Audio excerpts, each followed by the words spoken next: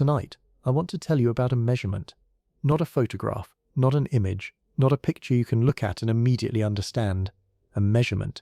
A specific, careful, painstaking scientific measurement of a planet 124 light-years away. The measurement was of the planet's atmosphere, and what it found, buried in the data, requiring months of analysis to extract, confirmed by multiple independent methods, published in one of the most discussed scientific papers of 2023, was a molecule, a specific molecule, one that, on Earth, is produced almost exclusively by living things.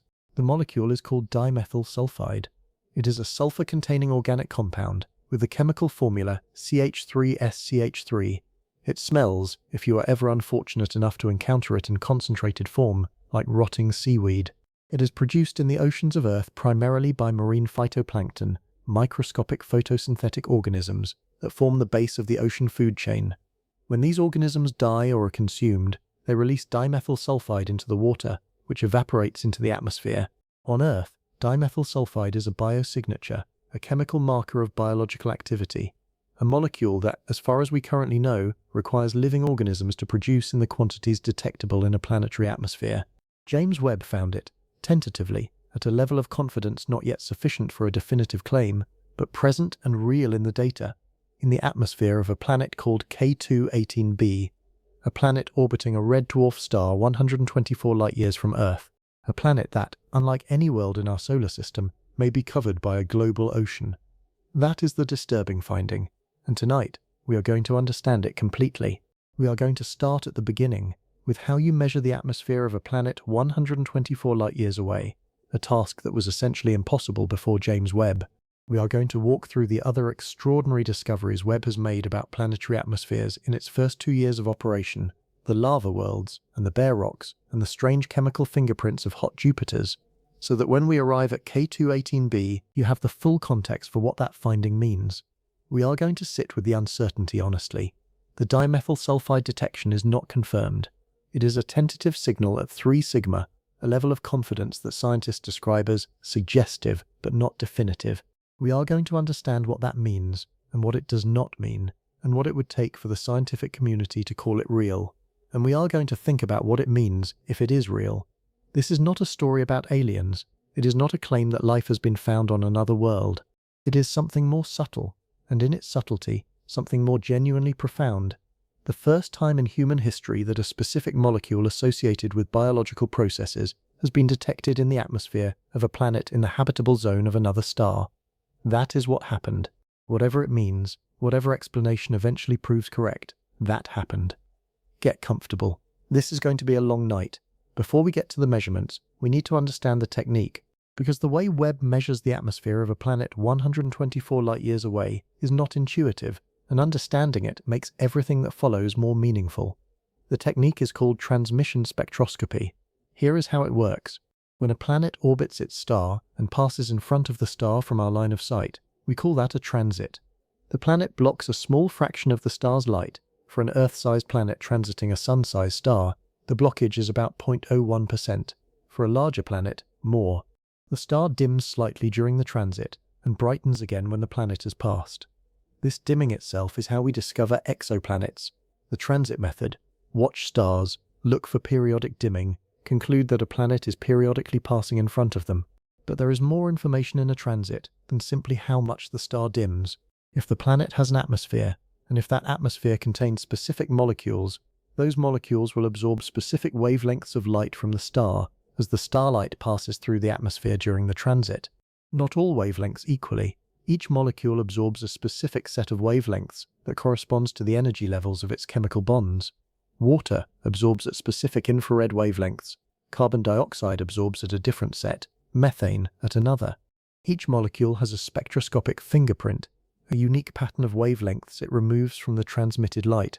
By observing a planet's transit at many different wavelengths simultaneously and comparing how much the star dims at each wavelength, you can determine which molecules are present in the planet's atmosphere. At wavelengths where a specific molecule absorbs strongly, the planet appears slightly larger because the atmosphere at those wavelengths is more opaque. The effective radius of the blocking disk is greater. At wavelengths where the atmosphere is transparent, the planet appears at its true physical size. The result is a transmission spectrum, a graph of the apparent radius of the planet as a function of wavelength. The peaks and valleys in this spectrum, the wavelengths where the planet appears larger, directly reveal the molecular composition of its atmosphere. This is a conceptually clean technique. Its limitation is sensitivity. The signal is tiny. The difference in how much the star dims at an absorption wavelength versus a transparent wavelength is, for a planet like K2-18b, roughly 50 to 200 parts per million. This means the star must be measured with extraordinary precision, and it must be measured many times, because cosmic noise in any single measurement is larger than the signal being sought. The Hubble Space Telescope, in its last years of operation, achieved the first atmospheric detections via transmission spectroscopy. Water vapor was detected in the atmospheres of several hot Jupiters, large gas planets orbiting very close to their stars, and eventually in the atmosphere of K2-18b itself. But Hubble's capabilities were limited. It could only access a relatively narrow wavelength range in the infrared. It could detect water.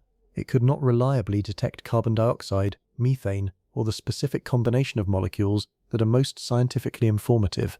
James Webb changed everything. James Webb's advantage in atmospheric characterization comes from several properties that work together. The first is its size. Webb's primary mirror collects approximately 7 times more light than Hubble's. More photons collected means better signal-to-noise ratio in any measurement. For transmission spectroscopy, where the signal being measured is a fraction of a percent of the star's total light, more photons directly translates to more precise measurements. The second is its wavelength range. Webb observes from approximately 0.6 micrometers, just at the red end of visible light, to approximately 28 micrometers in the mid-infrared. This range covers the spectroscopic signatures of essentially all the molecules that planetary atmosphere scientists care about: water, carbon dioxide, methane, ammonia, sulfur dioxide, carbon monoxide, dimethyl sulfide, nitrous oxide, phosphine, and dozens more. Hubble, by contrast, was limited to roughly 1.1 to 1.7 micrometers in its infrared capability. This range could detect water vapor and a few other molecules, but it missed the rich molecular signatures in the longer wavelength infrared, where carbon dioxide, methane, and sulfur-bearing compounds are most detectable. The third is stability. Atmospheric spectroscopy requires observations of extreme precision and stability over long time periods. A single transit of K2-18b, for example, lasts approximately 2.5 hours, during which Webb must stare at the same star without interruption, maintaining pointing stability to a fraction of an arcsecond. Webb's location at L2, far from Earth's radiation belts and shielded from solar heating by its sunshield, gives it a thermal and electromagnetic environment far more stable than Hubble's low Earth orbit. The fourth is the combination of specialized instruments. Webb carries 4 scientific instruments: NEIRCam, NEIRSpec, NERIS, and MIRI. For atmospheric spectroscopy, the most important are NEIRSpec, the near-infrared spectrograph, which can take simultaneous spectra across wavelengths from 0.6 to 5.3 micrometers with high spectral resolution, and MIRI, the mid-infrared instrument, which covers 5 to 28 micrometers and is particularly sensitive to thermal emission from planetary surfaces and atmospheres. NERIS, the near-infrared imager and slitless spectrograph, provides an independent, complementary way to obtain transmission spectra, using a different optical design than NIRSpec. Having 2 independent spectrographs that can observe the same transit independently is extremely valuable. It means that a detection can be checked by comparing the results from 2 completely different instruments. A signal present in both instruments is much more convincing than one seen by only one. Together, these properties make Webb the first instrument genuinely capable of characterizing the atmospheres of small, rocky exoplanets in the habitable zones of their host stars, not just detecting the presence of an atmosphere, but measuring its molecular composition in enough detail to look for biosignatures, chemical markers of biology. This is what no telescope before Webb could do, and this is why the K2-18b results are possible at all. Webb's first major atmospheric characterization result was not a potentially habitable planet. It was something much simpler, a hot Jupiter. WSP-39b is a gas giant about 1.3 times the mass of Jupiter and roughly 1.3 times Jupiter's radius. It orbits its host star at a distance of only about 0.049 astronomical units, 1/20th of the Earth-Sun distance. Its orbital period is just over 4 days. Its dayside temperature is approximately 900 degrees Celsius. It was discovered in 2011, and its large size and short orbital period made it an excellent target for atmospheric spectroscopy, because hot Jupiters produce relatively large transit signals and transit frequently. Webb observed WASP-39b in June 2022 during the telescope's commissioning period as part of an early release science program specifically designed to demonstrate the telescope's capabilities for exoplanet atmospheric characterization. The results were published in a suite of papers in Nature in December 2022, and they were immediately recognized as a landmark. Webb detected in WASP-39b's atmosphere an extraordinary collection of molecules: water vapor, carbon dioxide, carbon monoxide, sodium, potassium, and most excitingly, sulfur dioxide. The sulfur dioxide detection was the finding that most surprised atmospheric scientists. Sulfur dioxide had never before been detected in an exoplanet atmosphere, but more importantly, its presence revealed something profound. It is produced by photochemistry, specifically by ultraviolet light from the host star breaking apart hydrogen sulfide molecules in the upper atmosphere, releasing sulfur atoms that then react with oxygen to form SO2. This was the first time photochemical reactions had been directly detected in an exoplanet's atmosphere. The detection demonstrated that Webb could not just identify molecules, it could probe the chemical reactions occurring in real time in alien atmospheres, driven by the energy from the host star. The WASP-39b results were not scientifically disturbing in the way that K2-18b's would be. WASP-39b is not habitable. Nothing lives in a 900-degree gas giant atmosphere. But the results established something crucial. Webb worked. Its atmospheric spectroscopy capability was everything it had been designed to be. The precision was extraordinary. The wavelength coverage was transformative, and the detection of photochemistry opened a new door in exoplanet science.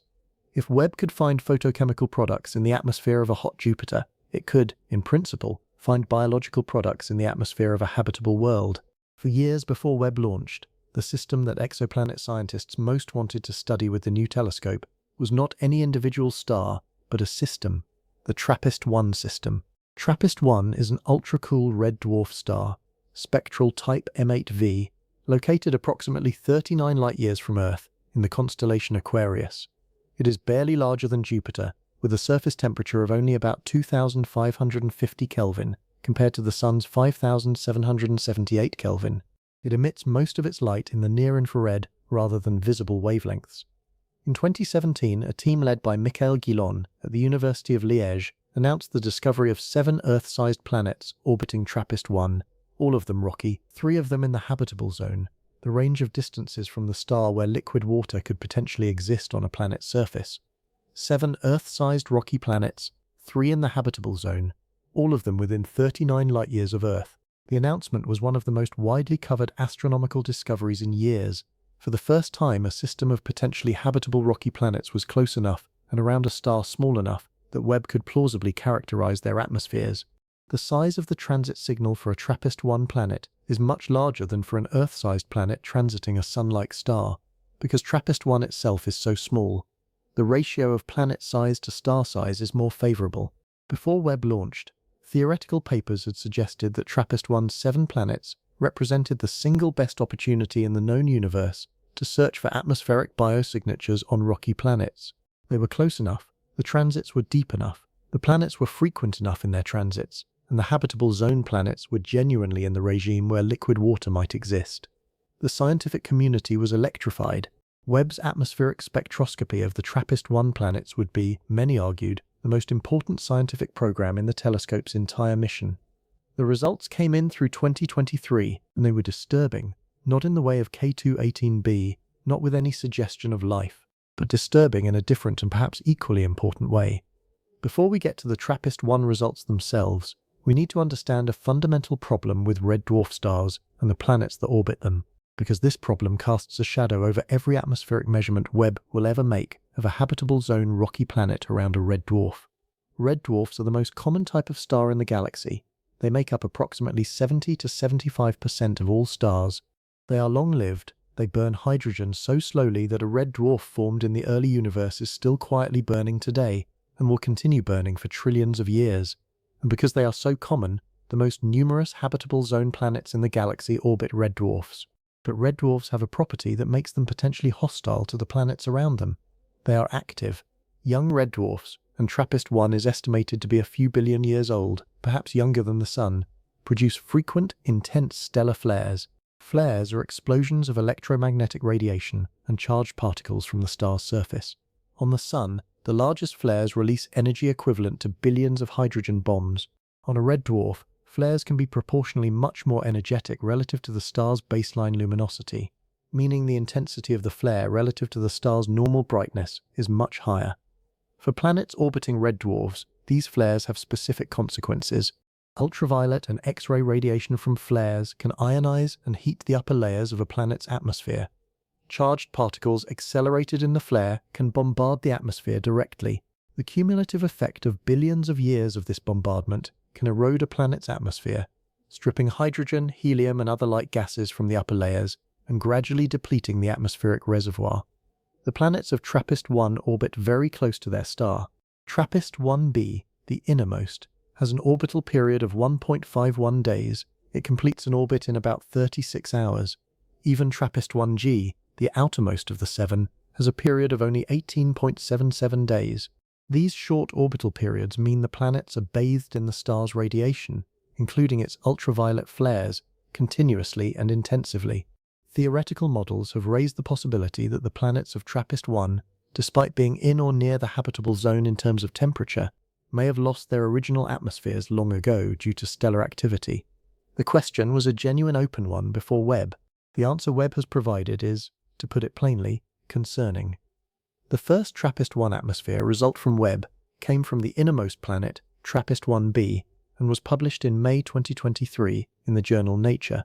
The team, led by Thomas Green at NASA's Ames Research Center, used Webb's MIRI instrument to observe TRAPPIST-1b during secondary eclipse, not a transit, but the moment when the planet passes behind the star and disappears from our view. By measuring how the combined light from the star plus planet system drops when the planet disappears behind the star, they could measure the planet's own thermal emission, the infrared light it radiates from its surface or atmosphere. The measurement they made is called the dayside temperature.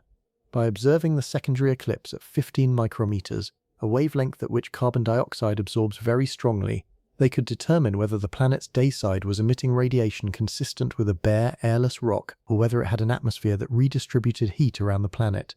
The result was straightforward and sobering. TRAPPIST-1b's dayside temperature was measured at approximately 503 Kelvin, about 230 degrees Celsius.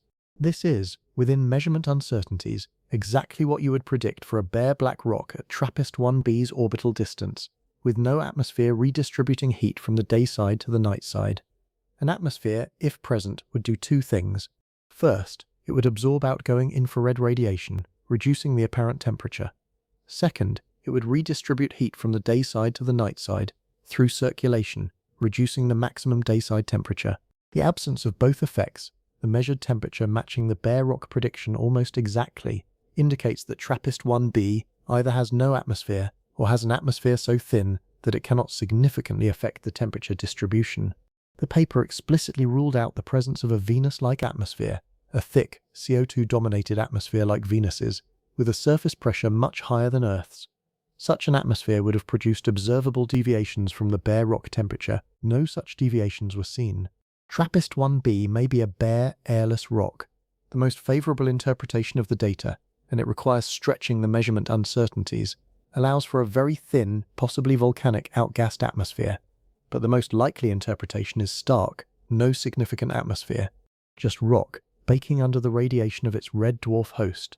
This was the first result, and it was a warning. The second TRAPPIST-1 result was published in June 2023, again in Nature, led by Sebastian Sieber at the Max Planck Institute for Astronomy. TRAPPIST-1c is the second planet in the system. It is not the innermost. It orbits slightly further out than TRAPPIST-1b, with an orbital period of 2.42 days. Its equilibrium temperature is lower than TRAPPIST-1b's. It sits near the inner edge of what some definitions of the habitable zone consider the boundary of potential habitability. TRAPPIST-1c attracted intense interest for a specific reason. It has sometimes been compared to Venus. Venus and TRAPPIST-1c are at similar relative positions in their respective systems. Both are the second planet from their star. Both are at temperatures that, for a planet without a strong greenhouse effect, would be uncomfortably warm but not necessarily sterilizing.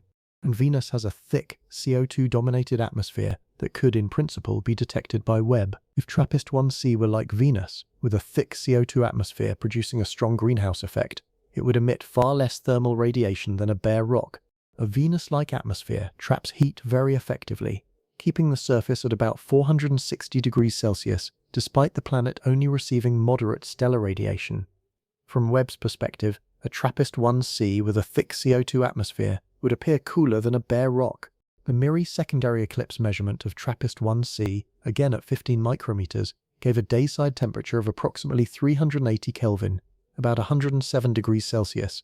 The bare rock prediction for TRAPPIST-1c, with no atmosphere at all, is approximately 380 Kelvin. The measurement and the bare rock prediction agreed almost perfectly. This explicitly ruled out a thick Venus-like atmosphere. A thick CO2 atmosphere would have produced a significantly lower apparent temperature, perhaps 200 to 250 Kelvin. The observed temperature matched bare rock, not a greenhouse-wrapped world. Like TRAPPIST-1b, TRAPPIST-1c appears to have either no atmosphere or an extremely thin one. The two planets closest to TRAPPIST-1, the two that have received the most stellar radiation over the system's history, both appear to be airless. The implications for the habitable zone planets, TRAPPIST-1e, F and G, are deeply sobering. If stellar activity has stripped the atmospheres from TRAPPIST-1b and C, it may well have stripped the atmospheres from E, F and G as well. These latter planets are further from the star and have received somewhat less radiation over their histories. But somewhat less may still be far too much for an atmosphere to survive over billions of years. The TRAPPIST-1 system, the most celebrated nearby system of potentially habitable worlds, may be a system of bare rocks. This is the first kind of disturbing finding from Webb's atmospheric program. Not the suggestion of life, but the absence of the preconditions for life. The silence of worlds that many had hoped would be speaking. The TRAPPIST-1 results force a genuine reassessment of the habitability of planets around red dwarfs. The argument for red dwarf habitability was always statistical. Red dwarfs are so common, and habitable zone rocky planets around red dwarfs are so numerous, that even if only a fraction of them are habitable, there should be vast numbers of habitable worlds out there. The argument was compelling in its simplicity, but the argument assumed that habitable zone location, being at the right distance to have liquid water temperatures, was the primary criterion for habitability. The TRAPPIST-1 results suggest that stellar activity is an equally important and potentially overriding factor. A planet cannot be habitable without an atmosphere. Without an atmosphere, there is no liquid water at the surface. Water would immediately evaporate or freeze, depending on the planet's temperature. Without liquid water, the chemistry of life as we know it is not possible. Without an atmosphere, there is no protection from ultraviolet radiation and charged particles that would otherwise destroy organic molecules at the surface. If red dwarfs systematically strip atmospheres from their rocky planets, and the TRAPPIST-1 results provide the first direct observational evidence that this may occur, then the count of habitable planets in the galaxy needs to be revised dramatically downward. There are caveats. TRAPPIST-1 is only one system. Other red dwarfs may be less active. A planet might lose its original hydrogen-dominated atmosphere, but retain or regenerate a secondary atmosphere outgassed from its interior, the kind of secondary atmosphere Earth has today. Some theoretical models suggest that planets in TRAPPIST-1's habitable zone might retain thin CO2 atmospheres despite stellar activity, because CO2 is continuously replenished by volcanic outgassing. But the observational picture emerging from Webb's TRAPPIST-1 measurements is at minimum a reason for caution about the assumption that red dwarf habitable zone planets are common sites for biology. The galaxy may be more habitable than the TRAPPIST-1 results suggest, or it may be less habitable. We do not yet know, but the TRAPPIST-1 results have moved the needle meaningfully in the direction of less. Before we get to K218b, we need to introduce a category of planet that does not exist in our solar system, but appears to be extraordinarily common in the galaxy. Sub-Neptune planets, sometimes called mini-Neptunes or super-Earths depending on their size and mass, are planets with radii between about 1.5 and 4 times Earth's radius, and masses between about 2 and 20 times Earth's mass. They are intermediate between rocky terrestrial planets like Earth and the gas-slark giants like Neptune. They are the most common type of planet in the galaxy. Surveys by the Kepler Space Telescope found them around a substantial fraction of all stars they examined, yet our solar system contains none. Jupiter, Saturn, Uranus, and Neptune are much larger. Mars and Venus are much smaller. The sub-Neptune size range, which appears to be the sweet spot for planetary formation in many systems, is conspicuously absent from the Sun's family. This absence is scientifically puzzling, and there are theoretical arguments for why it might be. A process called photoevaporation, or more recently the radius gap, observed in the Kepler data, suggests that at certain masses and orbital distances, sub-Neptune planets lose their hydrogen-dominated atmospheres over time, transitioning to bare rocky planets. The solar system may have formed without producing sub-Neptunes, or may have produced them and then destroyed or rejected them. Within the sub-Neptune category, there is a theoretically proposed subclass that has attracted enormous scientific interest: the Hycean world. This term was coined by Niku Madhusudan at the University of Cambridge, and it describes a specific kind of sub-Neptune, one with a hydrogen-dominated atmosphere and a water ocean beneath. The idea is this: a planet with enough hydrogen in its atmosphere, more than Earth has, but less than Neptune, could maintain liquid water on its surface or at depth, even if it is further from its star than Earth, because hydrogen is a greenhouse gas. The thick hydrogen envelope keeps the planet warm, and if there is sufficient water in the planet's interior, which planetary formation models suggest is plausible for planets that form beyond the snow line of their stellar system, liquid water would be present beneath the hydrogen atmosphere. A Hycean world would not look like Earth. Its ocean would be under enormous atmospheric pressure. Its chemistry would be quite different from Earth's, and its surface, if it has one, which is uncertain for high-mass sub-Neptunes, might be a fluid transition between atmosphere and ocean rather than a sharp boundary, but it would have liquid water, it would have energy from its star, and it would have chemistry. Madhusudan and others have argued that Hycean worlds might actually be more habitable than Earth-like planets in some respects. Their global oceans provide vastly more habitable surface area, and their thick atmospheres protect any subsurface life from the worst of stellar radiation. K2-18b is the best characterized Hycean world candidate. K2-18b was discovered in 2015 by the Kepler spacecraft, operating in its extended K2 mission after the failure of two of its reaction wheels. It transits a red dwarf star designated K2-18, spectral type M2.5v, in the constellation Leo, at a distance of approximately 124 light-years from Earth. The planet has a mass of approximately 8.6 times Earth's mass, and a radius of approximately 2.6 times Earth's radius.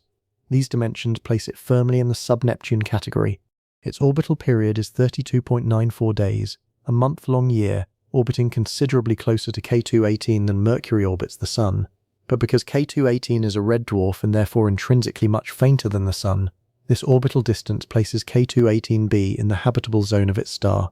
The equilibrium temperature of K2-18b, the temperature it would have if it were a bare black body with no greenhouse effect, is approximately 255 Kelvin, or about -18 degrees Celsius. This is cold, but with a greenhouse effect from a hydrogen-dominated atmosphere, the actual temperature could be considerably warmer. Models suggest that liquid water could exist at the surface, or in a subsurface ocean under a range of plausible atmospheric compositions and pressures. K2-18b is not an Earth-like planet. It is significantly more massive, significantly larger in radius, and likely has a very different atmospheric composition and internal structure. But it may be the closest analogue to a potentially habitable world that is detectable by current instruments. The combination of its size, large enough for substantial atmospheric spectroscopy signals, its location in the habitable zone, and its proximity to Earth at only 124 light-years makes it an extraordinarily valuable target. The Hubble Space Telescope observed K2-18b in 2019 and made the first detection of water vapor in its atmosphere, a detection that was genuinely exciting but limited by Hubble's wavelength range. Water vapor alone was not enough to characterize the atmosphere meaningfully. The really important molecules, carbon dioxide, methane, and any potential biosignatures, were not accessible to Hubble. Webb changed that. Webb observed K2-18b multiple times in 2022 and 2023, using two instruments, NIRISS and NIRSPEC. The NIRISS observations covered wavelengths from approximately 0.9 to 2.8 micrometers. The NIRSPEC observations extended this to approximately 2.8 to 5.2 micrometers. Together, the two instruments provided continuous spectroscopic coverage across a wavelength range that overlaps the signature features of essentially every molecule relevant to habitable world atmospheres. The observing strategy was transmission spectroscopy, watching the star during K2-18b's transits, measuring the spectrum of the combined star plus planet system during the transit, subtracting the star's out-of-transit spectrum, and extracting the atmospheric transmission spectrum of the planet. This is conceptually simple but operationally demanding. Each transit of K2-18b lasts approximately 2.5 hours, from the moment the planet's edge begins to cross the star's disk to the moment it completes the crossing. During these 2.5 hours, Webb must observe the star continuously, without interruption, with exquisite stability. Any systematic instrumental drift, any change in the telescope's optical path, its detector properties, its thermal state, can introduce artifacts that look like real atmospheric features. Webb's stability at L2 made this possible in a way that had not been previously achievable, and by combining two independent instruments with different optical designs observing the same transits, the team could check their results against each other. A molecular detection seen in both NIRSpec and NIRIS would be far more convincing than one seen in only one instrument. The analysis was led by Niku Madhusudan at Cambridge, with a team of collaborators. The data were processed through multiple independent atmospheric retrieval pipelines, different software packages that take the observed transmission spectrum and fit theoretical models to determine the most likely atmospheric composition. Agreement between multiple independent retrieval methods is another level of cross-checking. The paper was submitted in September 2023 and published in the astrophysical journal Letters.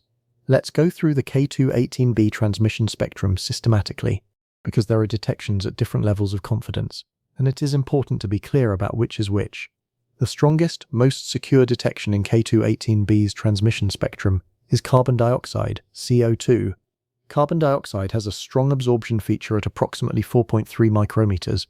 In K2-18b's spectrum, this feature is clearly present. The planet appears significantly larger at this wavelength than at wavelengths where CO2 is transparent.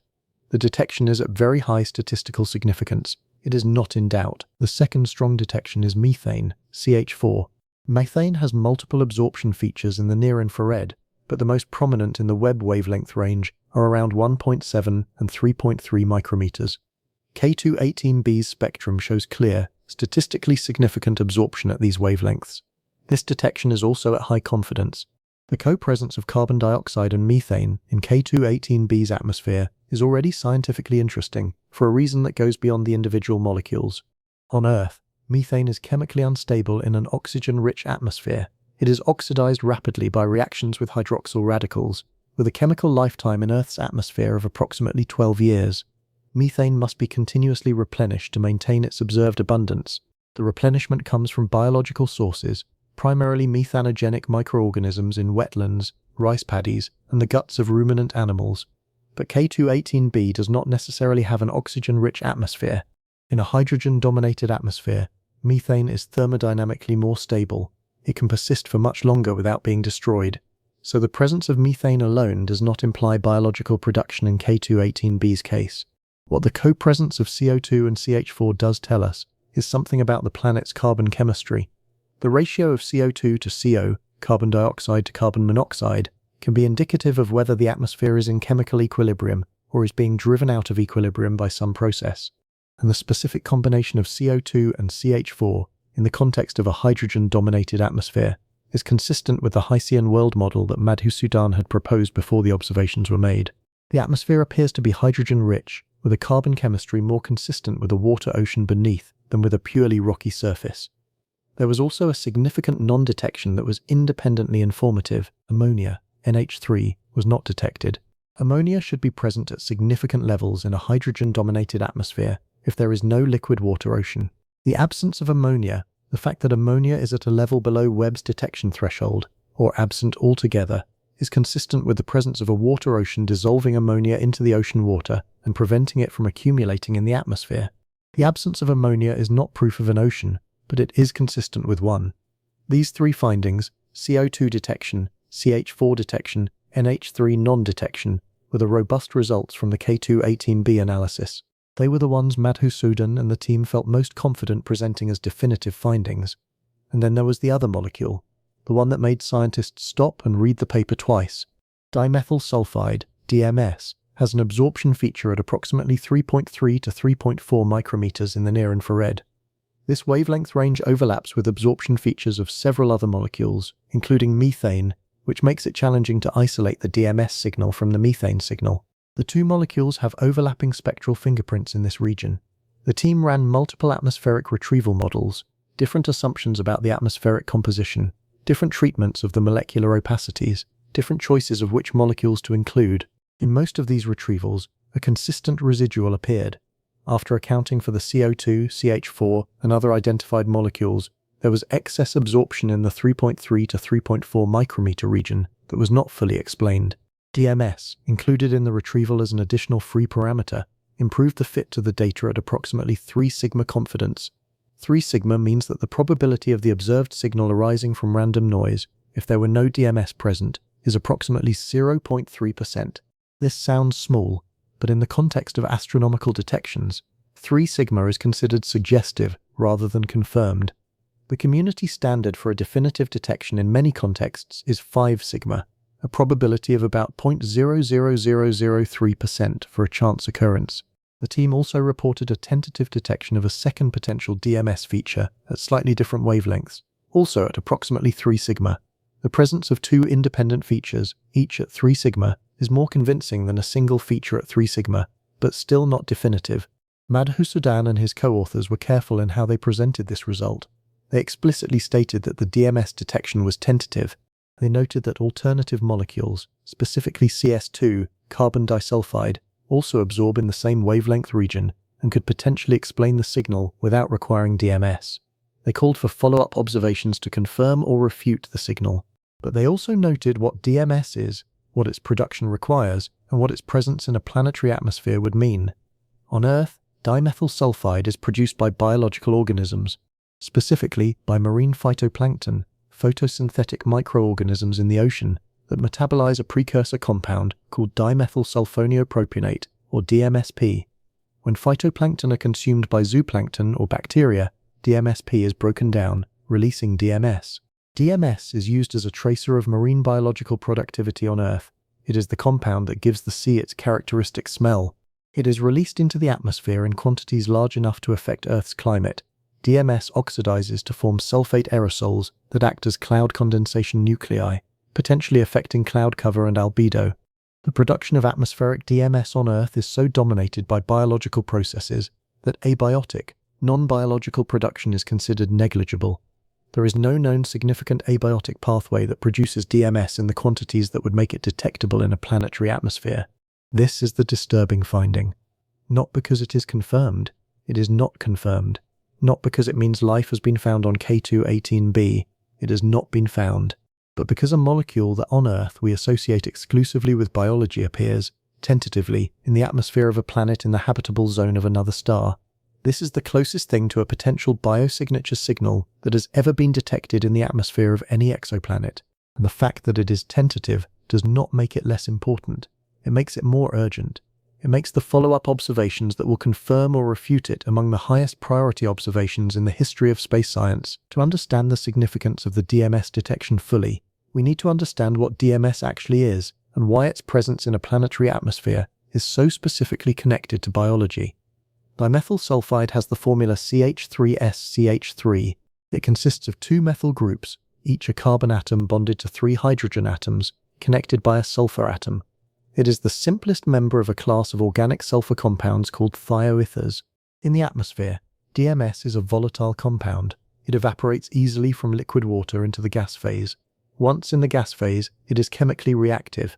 In Earth's atmosphere, it has a lifetime of approximately 1 to 2 days before it is oxidized by hydroxyl radicals to form sulfur dioxide and methane sulfonic acid. This short atmospheric lifetime means that for DMS to be present at detectable levels in a planetary atmosphere, it must be continuously produced at a high rate. On Earth, the primary source of atmospheric DMS is the metabolism of marine phytoplankton. Phytoplankton produce DMSP, dimethyl sulfoniopropanate, as an osmolyte, a molecule that helps them regulate their internal salt concentration in the salty ocean. When phytoplankton are consumed by other organisms, or when they die and are decomposed by bacteria, DMSP is enzymatically cleaved to produce DMS. The global production rate of DMS from marine phytoplankton is estimated at approximately 28 million metric tons per year. This is an enormous biological flux, the equivalent of approximately 70,000 times the mass of the Great Pyramid of Giza, produced by microscopic ocean organisms every year. There are known abiotic production routes for DMS. Laboratory experiments have shown that DMS can be produced from simple molecules under certain conditions, for example, from the reaction of hydrogen sulfide with methanol in the presence of certain catalysts. But these abiotic routes are not efficient enough to produce DMS at the atmospheric levels observed on Earth, and no natural abiotic process has been identified that could produce DMS at the rates required to maintain a detectable atmospheric concentration. In the context of K2-18b, there is an additional consideration. K2-18b's atmosphere is hydrogen-dominated. The chemistry of a hydrogen-dominated atmosphere is different from Earth's. Abiotic chemical reactions that are impossible or inefficient in an oxygen-rich environment might be more efficient in a reducing, hydrogen-rich environment. There are theoretical chemistry pathways that could potentially produce DMS from abiotic precursors in a hydrogen-dominated Hycean atmosphere. This is the key scientific question that the DMS detection raises. Is the observed signal, if it is real, necessarily biological? Or could it be produced by abiotic chemistry specific to the reducing chemical environment of a hydrogen-dominated planetary atmosphere?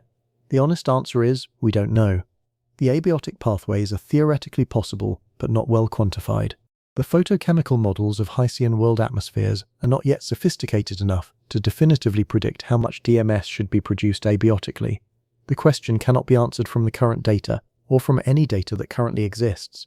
What we can say is this: on the only planet where we have directly observed DMS production, it is produced by biology.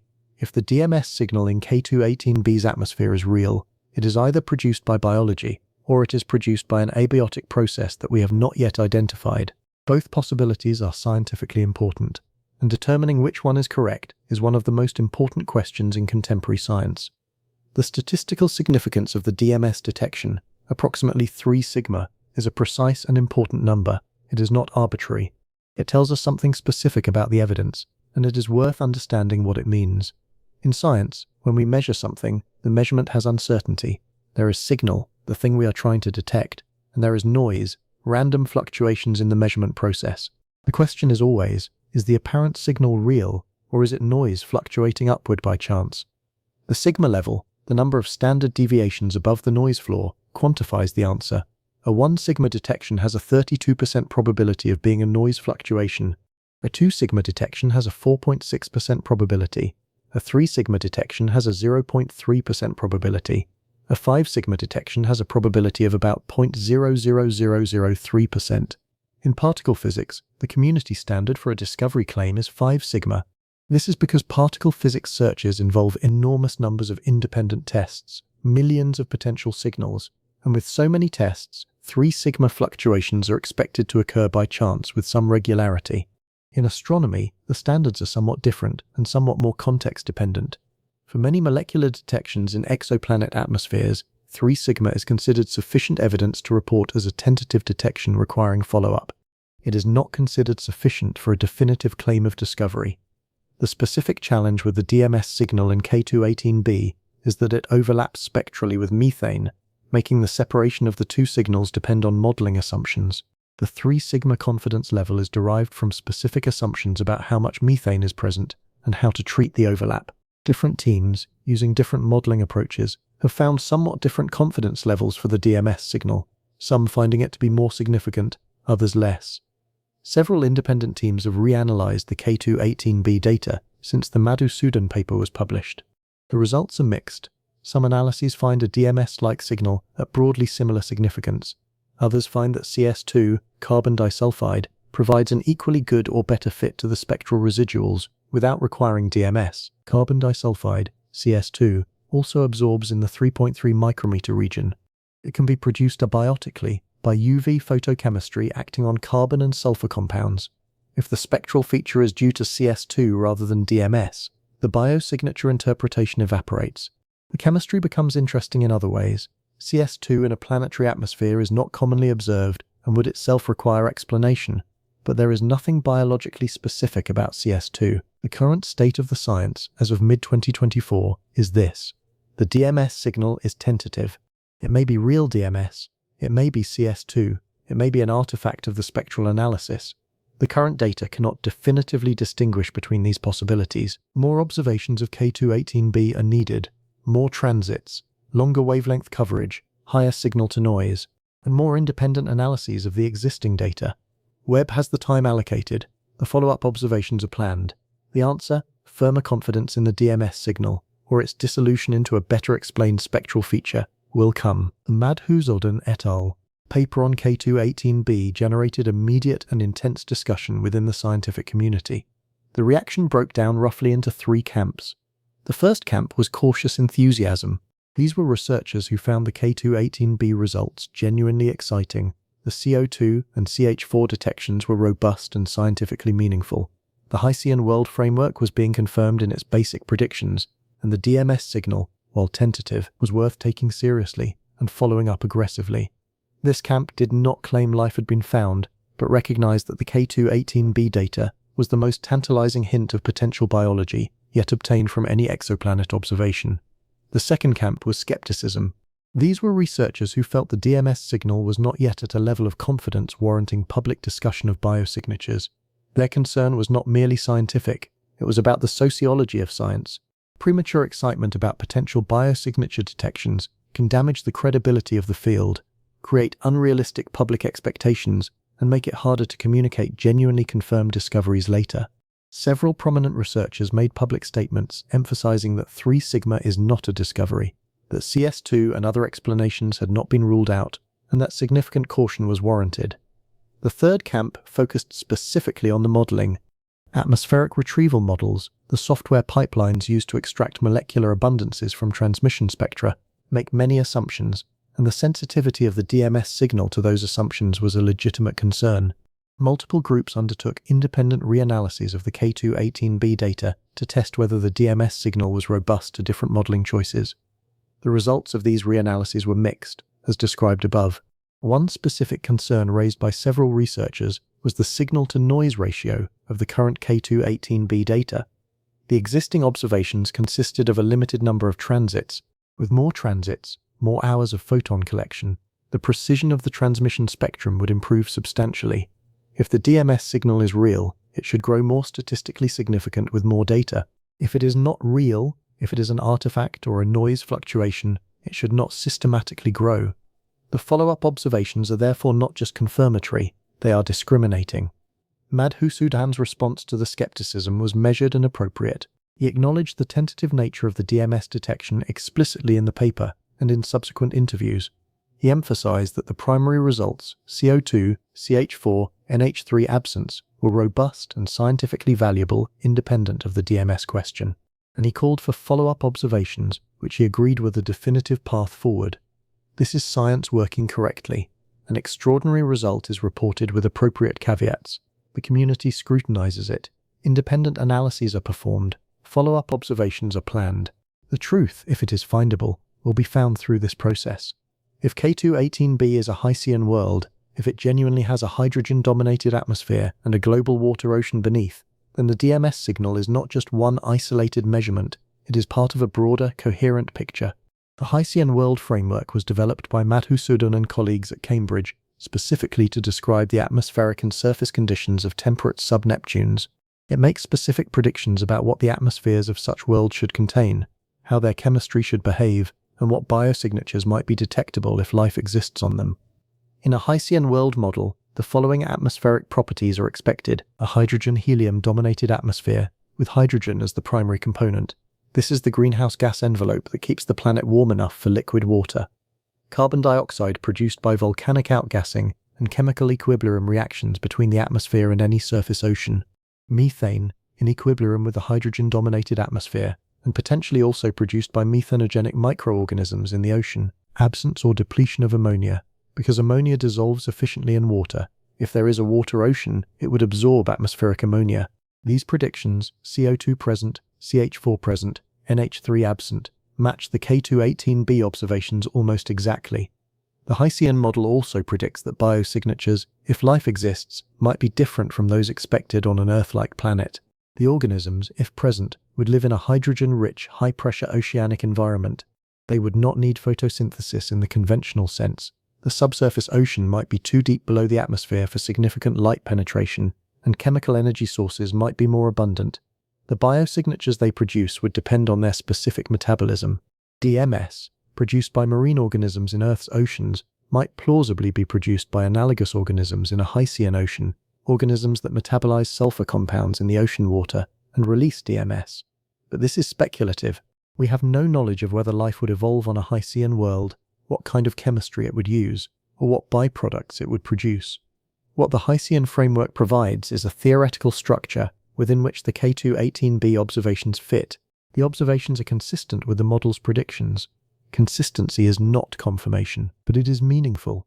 It means the Hessian world framework is not refuted by the K2-18b data, and it means the observations are at least what we would expect if the model is correct. While the K2-18b story was unfolding, Webb was also making groundbreaking discoveries about a completely different kind of world. 55 Cancri e is a super-Earth, rocky, like our planet, but about twice the diameter and 8 times the mass. It orbits its host star at a distance so small, about 0.015 astronomical units, or roughly 2.2 million kilometers, that its year lasts only 17.7 hours. At that proximity to a sun-like star, its surface is scorching hot.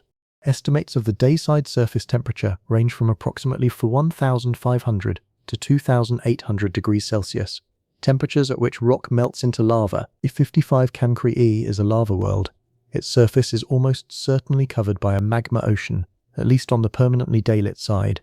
For years, the question of whether 55 Cancri e had any atmosphere was completely open. A bare, airless rock at its temperature would radiate thermal emission in a specific pattern, hot dayside, cold nightside, with a sharp temperature gradient. But if it had an atmosphere, even a thin one, heat would be redistributed from day to night, moderating the temperature contrast. Webb's MIRI instrument observed 55 Cancri e's thermal emission in secondary eclipses, measuring the infrared light from the planet itself across multiple epochs in 2022 and 2023. The results were published in May 2024. The observations showed something remarkable. 55 Cancri e's dayside temperature, at approximately 5,440 Kelvin, is significantly lower than what a bare, airless rock would be at that orbital distance, which would be around 2,800 Kelvin. And the night side of the planet is not as cold as expected for an airless world. It appears to be receiving heat redistributed from the dayside. These two findings, a cooler than expected dayside and a warmer than expected nightside, point to the presence of an atmosphere that is absorbing heat on the dayside, transporting it around the planet, and radiating it on the night side. What kind of atmosphere can survive on a 1,500-degree lava world? Not a nitrogen-oxygen atmosphere like Earth's. Nitrogen and oxygen would dissolve into the magma ocean and be depleted. The leading hypothesis is a secondary volcanic atmosphere, gases outgassed from the molten surface, including carbon monoxide, carbon dioxide, and possibly other volatile compounds.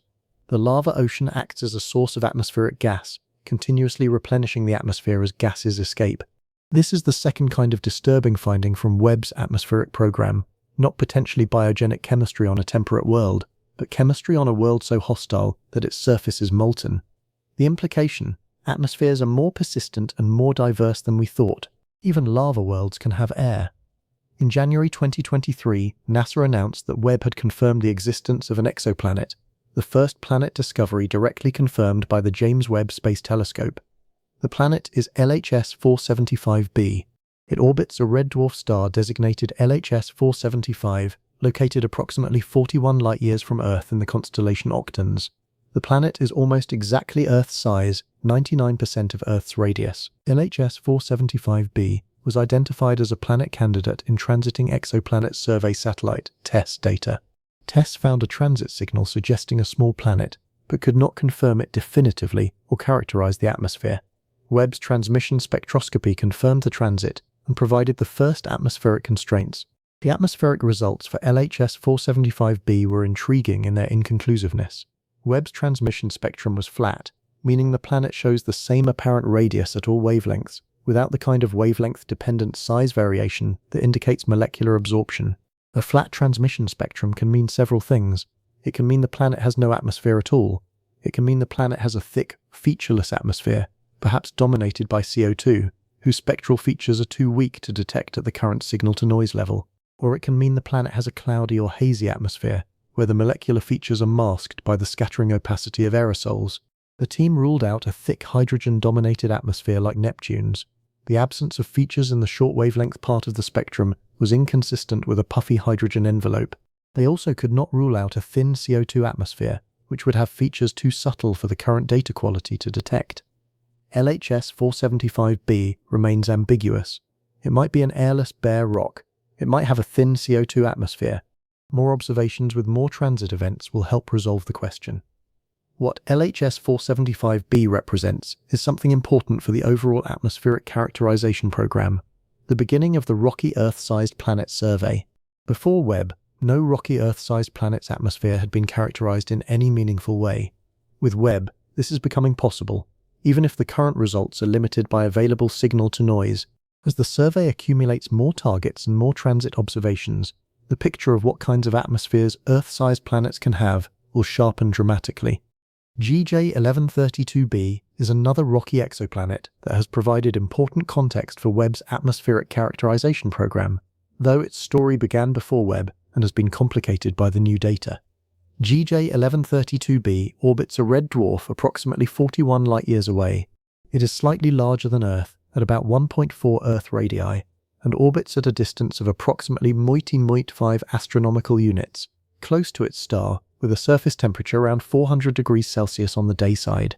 It is not in the habitable zone, but it attracted scientific interest because of a 2021 Hubble Space Telescope study that claimed to detect the presence of a secondary atmosphere, an atmosphere outgassed from the planet's interior after the original primordial atmosphere was lost. The Hubble study suggested the presence of hydrogen and possibly other volatiles in GJ 1132b's atmosphere, interpreted as the result of volcanic outgassing from a magma ocean. This was theoretically interesting because it suggested a mechanism by which rocky planets could regenerate atmospheres after stellar activity stripped the originals, a mechanism relevant to the habitability question for red dwarf planets. Webb observed GJ 1132b with NIRSpec in 2022 and 2023. The results did not support the Hubble interpretation. Webb's higher quality data showed a flat transmission spectrum, no significant atmospheric absorption, inconsistent with the thick secondary atmosphere the Hubble study had proposed. The GJ 1132b story illustrates several important points. First, that earlier, lower quality observations can produce claims that do not survive higher quality scrutiny. The Hubble data on GJ 1132b was the best available at the time and was analyzed carefully, but it was apparently insufficient to distinguish the claimed atmospheric features from systematic instrumental effects. Webb's superior capability resolved the ambiguity. Second, that atmospheric regeneration through volcanic outgassing, while theoretically possible, may not be universal. Some stripped rocky planets may not regenerate significant atmospheres. Third, that the overall picture of rocky planet atmospheres around red dwarfs is showing a systematic pattern. Many of these planets, examined by Webb, are lacking the significant atmospheres that would make them promising candidates for habitability. We are now in a position to step back and look at the overall pattern emerging from Webb's first 2 years of exoplanet atmospheric characterization. Here is what that pattern looks like. Hot Jupiters have rich, chemically active atmospheres. WSP-39b established this definitively, showing photochemistry driven by stellar UV, a diverse molecular composition, and chemical disequilibrium driven by the intense radiation environment. These results confirm that Webb can characterize exoplanet atmospheres in extraordinary detail. They also show that photochemistry, the modification of atmospheric chemistry by stellar light, is a pervasive and important process that must be included in any atmospheric model. Rocky planets around red dwarfs, so far, have shown weak or absent atmospheric signals. TRAPPIST-1b and 1c appear to lack significant atmospheres. LHS 475b shows a flat transmission spectrum consistent with either no atmosphere or an undetectable thin atmosphere. GJ 1132b, which earlier data suggested might have a regenerated atmosphere, shows no significant atmospheric features in Webb data. The pattern is not definitive. There may be rocky planets around red dwarfs that do have atmospheres, and the habitable zone TRAPPIST-1 planets have not yet been characterized. But the preliminary picture is not encouraging for the habitability of rocky red dwarf planets as a broad class. Sub-Neptune planets, larger, more massive than rocky planets but smaller than gas giants, appear to be more likely to retain atmospheres. K2-18b has a rich atmosphere. 55 Cancri e, a small super-Earth on a lava orbit, has evidence for a volatile atmosphere. Sub-Neptune's larger gravity and larger atmospheric reservoirs may make them more resistant to atmospheric stripping than rocky planets. And the most profound, most uncertain, most contested result is from K2-18b, a tentative signal of a molecule that on Earth is produced by living organisms in the atmosphere of a planet that appears to have a global water ocean in a habitable zone. This pattern says several things. It says that rocky planets in the inner orbits of red dwarf systems often lack atmospheres. It says that the habitable zone rocky planets we most hoped would have atmospheres may not. And it says that a different category of planet, larger, hydrogen-dominated, with water oceans, may be where atmospheric biosignatures, if they exist anywhere detectable, are most likely to be found. This is a significant shift from the pre-Webb expectation. The community had largely focused on Earth-like rocky planets as the primary target for biosignature searches. Webb's results are suggesting that the most accessible, potentially habitable worlds may be Hycean worlds, a planetary type that doesn't exist in our solar system, that we had never seen until we started surveying other planetary systems, and that we are only now beginning to understand. The K2-18b DMS signal has brought a specific scientific framework into focus, the biosignature framework, and what it would actually take to confirm the biological production of a molecule in an exoplanet atmosphere. A biosignature is a chemical, physical, or structural marker whose presence provides evidence for biological activity. The concept of biosignatures for exoplanets has been discussed theoretically for decades, but until Webb, it was purely theoretical. No exoplanet had provided data of sufficient quality to meaningfully search for them. The most discussed potential biosignatures are molecules that, on Earth, are produced primarily or exclusively by biology, and whose abiotic production is limited: oxygen, ozone, nitrous oxide, methyl chloride, and dimethyl sulfide. The challenge with any biosignature is the false positive problem. Can the molecule be produced abiotically in a planetary environment at levels that would be detectable? For oxygen on Earth, the answer is yes. Ultraviolet photolysis of water vapor can produce oxygen without any biology, but the rates are low, and sustaining a high oxygen atmosphere without biology is very difficult.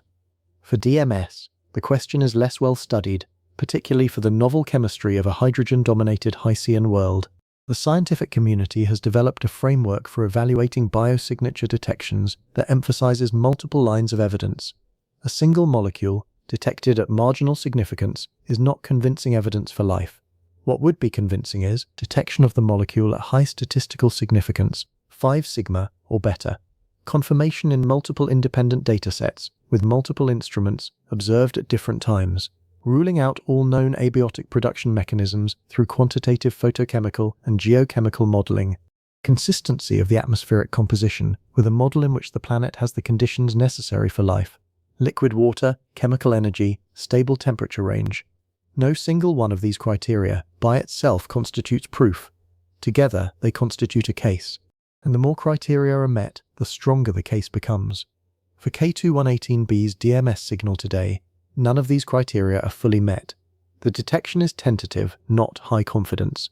It has been confirmed by some independent analyses but questioned by others. The abiotic pathways have not been fully quantified. The planet's conditions, while consistent with the Hycean model, are not directly confirmed. The path from where we are now to a convincing case for life, if that path exists, runs through years of additional observations and analysis. It is not a path that will be traveled in a single dramatic moment of discovery. Before James Webb, the question of whether life exists anywhere beyond Earth was, operationally, unanswerable, not because we had strong reason to think the answer was no, but because we had no instruments capable of looking. The question was philosophical, theoretical, speculative, beautiful and important, but disconnected from any measurement we could make. And that has changed. Webb is the first instrument in human history that can look at the atmosphere of a planet in another star's habitable zone and ask, with real chemical specificity, is there something here that living things might have made? The K2-18b results, including the tentative DMS signal, demonstrate that this question is no longer merely theoretical. It is empirical. It can be asked, and it can begin to be answered, with data from a real telescope pointed at a real planet. The answer we currently have is maybe. A tentative, uncertain, cautiously held maybe. A maybe that requires more data and more analysis and more careful modeling before it can be upgraded to anything stronger. But maybe is infinitely more meaningful than nothing. It is the first data point. The first hint that the question we are asking is pointed in a direction that the universe may be willing to answer. The history of science is full of moments where a measurement was made that everyone understood was pointing towards something profound, even though the measurement itself was tentative and uncertain. When Penzias and Wilson detected the cosmic microwave background in 1965, they initially did not know what they had found. The signal was real, but its interpretation took time. took collaboration, took the development of theoretical frameworks that could explain it. The fundamental significance of what they had measured was apparent from the beginning, even before the interpretation was certain. The K2-18b DMS signal may be nothing. It may evaporate in follow-up data. It may turn out to be CS2, or a modeling artifact, or some abiotic chemistry specific to hydrogen-dominated atmospheres.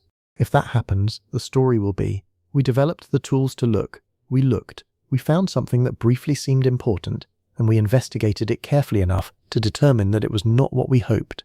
And that would not be a failure, that would be science working exactly as it should. But it might not be nothing. The K2-18b story is embedded in the largest question in science: are we alone? It is worth being clear about what this question means and what it doesn't mean. It does not mean, are there aliens? In the science fiction sense of intelligent beings, civilizations, technology, that is a separate question, even further from current observational capability. It means, does life exist anywhere beyond Earth? Has chemistry given rise to self-replicating, evolving systems, even simple microbial life, anywhere else in the observable universe? This question has profound implications regardless of the answer. If life exists elsewhere, if K2-18b has organisms producing DMS in its ocean, or if life exists anywhere else detectable by current or future instruments, it tells us that life is not an astronomical accident, that the emergence of living systems from chemistry is something the universe does, perhaps commonly, perhaps inevitably, under the right conditions. It would mean that the chemical processes that gave rise to life on Earth, whatever they were, are not unique, that we live in a universe that produces life.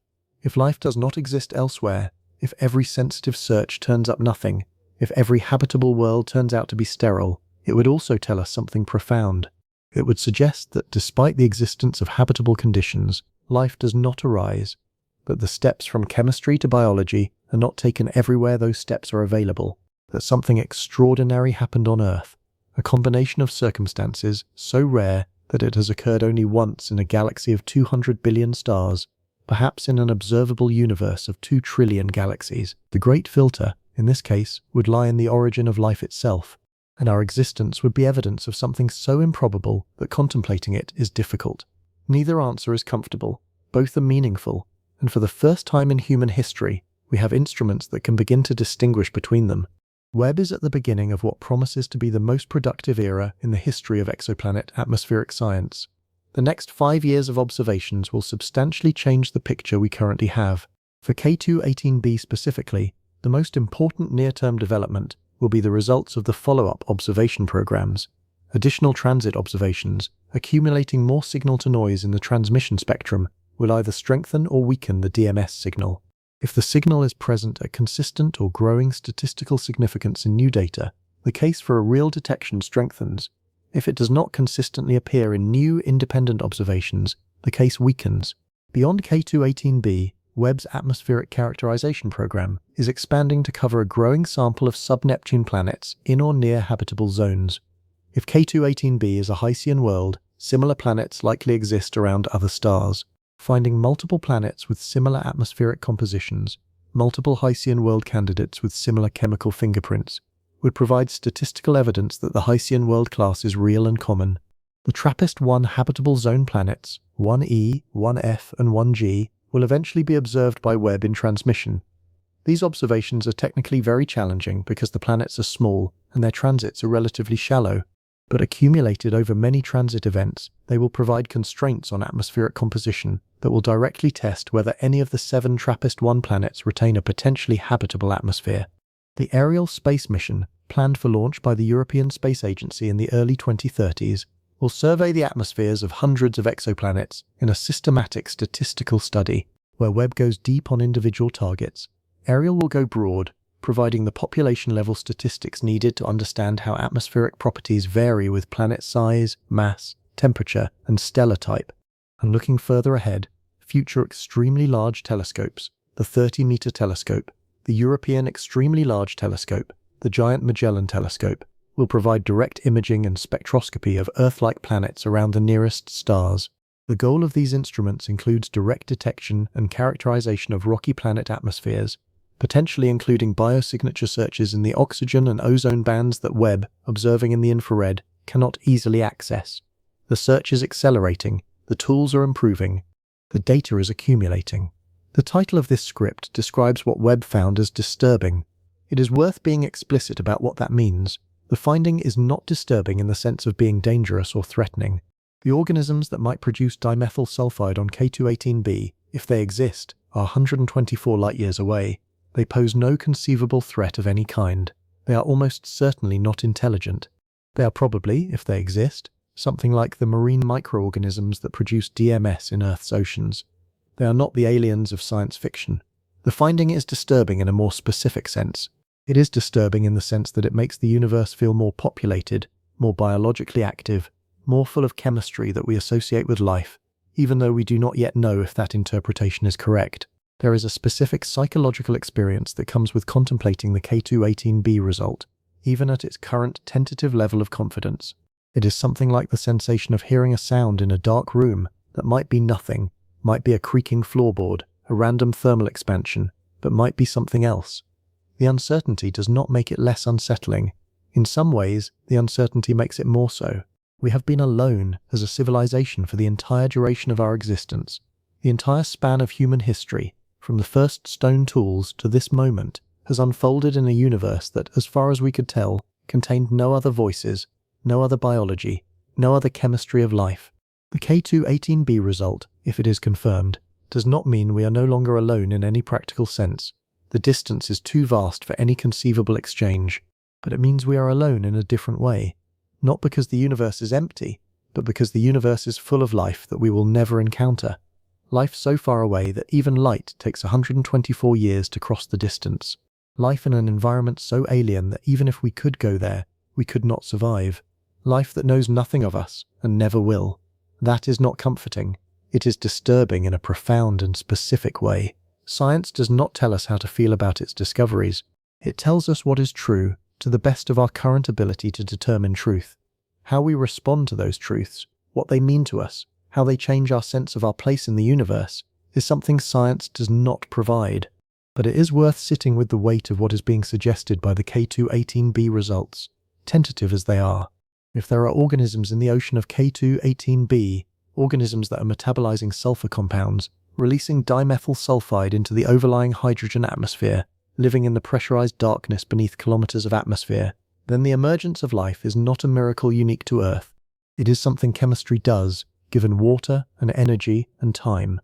And if chemistry does it on K2-18b at 124 light-years, it almost certainly does it elsewhere, in the galaxy of 200 billion stars, in the 2 trillion galaxies of the observable universe, in conditions we cannot yet imagine, on worlds we have not yet found.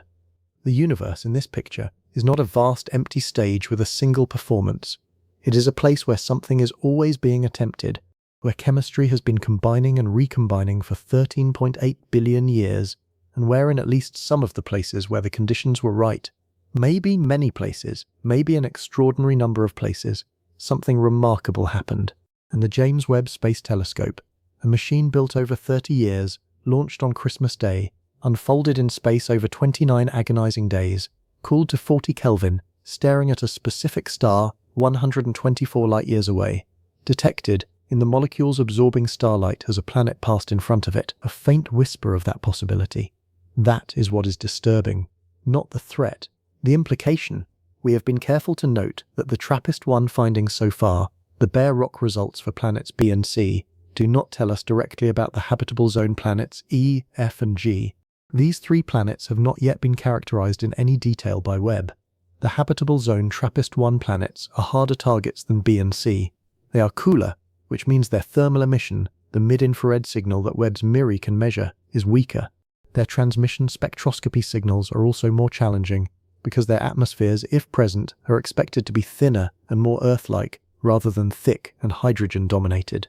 The scientific community is preparing for these observations with a mixture of anticipation and caution. The caution comes from the B and C results.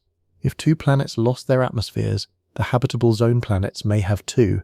The anticipation comes from the fact that these 3 planets are genuinely potentially habitable in the habitable zone of the nearest multi-planet system, and a detection of even a CO2-dominated atmosphere around one of them would be an extraordinary result. The timescale for these observations is years, not months. Accumulating enough transit events to achieve the necessary signal-to-noise for meaningful atmospheric constraints on Earth-sized planets around such a small star is a multi-year program. The first meaningful results for TRAPPIST-1e, F and G are expected in the 2025-2027 timeframe, depending on how Webb's observation time is allocated. If those planets also show flat spectra, bare rock signatures, it will significantly strengthen the case that red dwarf stellar activity systematically strips atmospheres from rocky planets in these systems and will shift the focus of biosignature searches definitively towards sub-Neptunes and Hycean worlds. If one of those planets shows an atmospheric signal, particularly one consistent with a temperate Earth-like composition, it will be among the most important astronomical discoveries in human history. We are waiting. There is a way of understanding what Webb's atmospheric program is doing that is larger than any individual result. It is this. The galaxy is beginning to speak to us, not in words, not in signals, in chemistry, in the molecular fingerprints that the atmospheres of distant planets leave in the starlight that passes through them on its way to our detectors. For our entire history as a species, we have looked at the stars and wondered what was around them. We have built instruments of increasing sophistications, optical telescopes, radio telescopes, space telescopes, and we have learned more and more about the physical properties of stars and planets. But the fundamental question, what do those worlds actually contain? What chemistry is happening there? Is there life? Has remained beyond reach. No longer. Webb has changed the terms of the conversation. It has made the question of atmospheric chemistry on other worlds an empirical one, not a philosophical one. It has taken the biosignature search from theory to observation, from speculation to measurement. The molecules it finds, CO2 and CH4 and SO2 and, tentatively, perhaps DMS, are not just chemical curiosities, they are messages, information encoded in the wavelength-dependent opacity of planetary atmospheres, carried across 124 or 39 or 900 light-years on photons of starlight, arriving at a 6.5-meter gold mirror floating in space, decoded by detectors that count individual photons and by physicists who interpret their patterns. The galaxy has been radiating these messages continuously, from every planetary atmosphere around every star, for billions of years. We just built the instrument to read them. We are reading them now. The messages are partial and uncertain and requiring careful interpretation. They may contain hints of life. They may contain the absence of life. They are telling us, at minimum, something profound about the diversity of planetary chemistry in the universe, about what worlds are made of, what their atmospheres contain, whether they are hospitable or hostile to the chemistry that we associate with living things. And one of those messages, from a planet 124 light-years away, tentatively, at 3 sigma, possibly contains the word for something alive. Tonight, the James Webb Space Telescope is watching a star, not K2-18. That star will be in Webb's field at a different time. When K2-18b is scheduled to transit, Webb will stare at it, accumulating photons, building up the spectrum that will either confirm or refute the dimethyl sulfide signal. Those observations are planned, the data will come.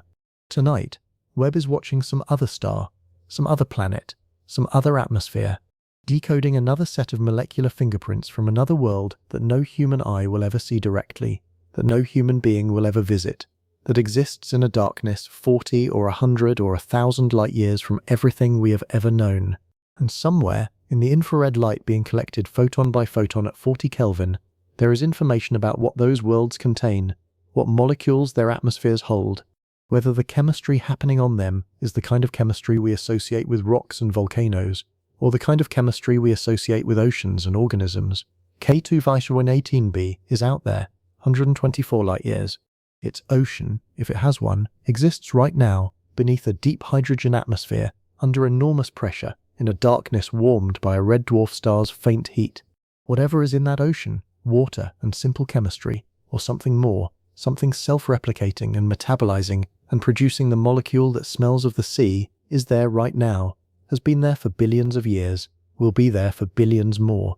The signal is tentative. 3 sigma, possibly DMS, possibly CS2, possibly noise, we don't know yet. More data will tell us. The follow-up observations will sharpen the picture. The answer will come, not this year, probably, but in years. In the accumulation of transit observations and spectral analyses and independent confirmations or refutations. This is how science works. Slow, careful, honest about uncertainty, building knowledge one measurement at a time. Not announcing discoveries before they are ready to be announced, but not dismissing signals before they are ready to be dismissed. The universe has been sitting with this answer for a very long time, longer than our planet has existed, longer than any chemistry on Earth has been alive. Whatever is in K2-18b's ocean, if anything is, has been there in the dark, doing whatever it does, unaware of us, for all of that time. And now, finally, we have an instrument sensitive enough to ask the question properly. The disturbing finding is not that we found something, it is that we almost found something. It is that the universe, when examined closely enough, contains at the edge of detectability a molecule that life makes, in the atmosphere of a planet that could have an ocean. That almost is the most important almost in the history of science. Sleep well tonight. Webb is still watching. The data is still accumulating. The universe is still speaking. In the language of molecules and photons and wavelengths of infrared light, we are learning to hear it. And what we are beginning to hear, faint, uncertain, requiring confirmation, sounds, just possibly, like something alive.